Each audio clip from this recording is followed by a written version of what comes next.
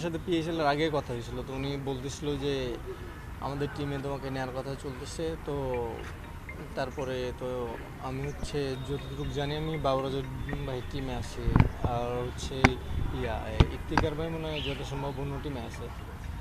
তো বাবা ইফতিকার ভাইয়ের সাথে কথা হয়েছিল, তো উনি বলছিল ওনার টিমে নেব। তো আনফর্চুনেটলি বাবার ভাইয়ের টিমে হচ্ছে, আলহামদুলিল্লাহ যেটা হয় ভালোর জন্য, আলহামদুলিল্লাহ। আর এই সংবাদটার পর বাসায় প্রথম কার সাথে কথা হয়েছে? প্রথমেই আমি যেহেতু ম্যাচ ছিল, ম্যাচে আসছিলাম, তখন জানতে পারি টিম বাসায়।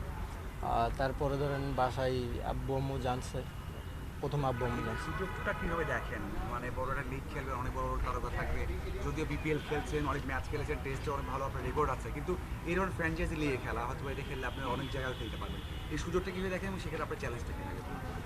অবশ্যই একটা সুযোগ, ধরেন একটা প্লেয়ারের জন্য অনেক কিছু, ধরেন লাইফের অনেক কিছু চেঞ্জ করতে পারে, একটা ছোট সুযোগ অনেক কিছু চেঞ্জ করতে পারে। তো আমি এই জিনিসটা ধরেন বড় হিসেবে দেখতেছি, কারণ আমার লাইফে ধরেন প্রথম যে কোনো বাইরের দেশে ফ্র্যাঞ্চাইজি লিগে সুযোগ পাইছি, তো বড় হিসাবে দেখতেছি। না না, মানে ন্যাশনাল টিম হয় কি, মানে পার্টনারশিপ আপনি ভালো হয়েছেন অনেক, মানে যখন তাসকিন আছে, যখন আপনি থাকেন, সাথে মুস্তাফিজ থাকে, ভালো ব্যালেন্স হয়ে যায়।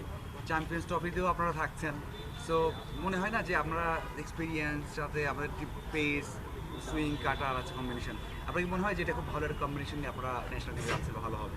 হ্যাঁ অবশ্যই, ধরেন ন্যাশনাল টিমে এক্সপিরিয়েন্স আছে, ইয়াং প্লেয়ার আছে, সবাই আছে, তো ওভারঅল মিলে সব কিছু ভালো হবে ইনশাআল্লাহ। চ্যাম্পিয়ন্স ট্রফি ভালো কিছু আশা করতে পারে বড়দের কাছ থেকে।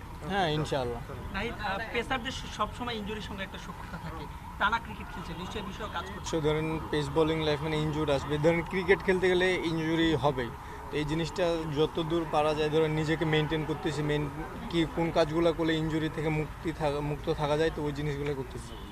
হ্যাঁ অবশ্যই, ধরেন লিটন দাদা বাংলাদেশের ধরেন বেস্ট ব্যাটসম্যানদের জন্য মধ্যে আমাদের দেশের একজন, তো উনি আমাদের টিমে থাকা মানে আমাদের টিমে ধরেন ব্যাটিং লাইন অনেক স্ট্রং।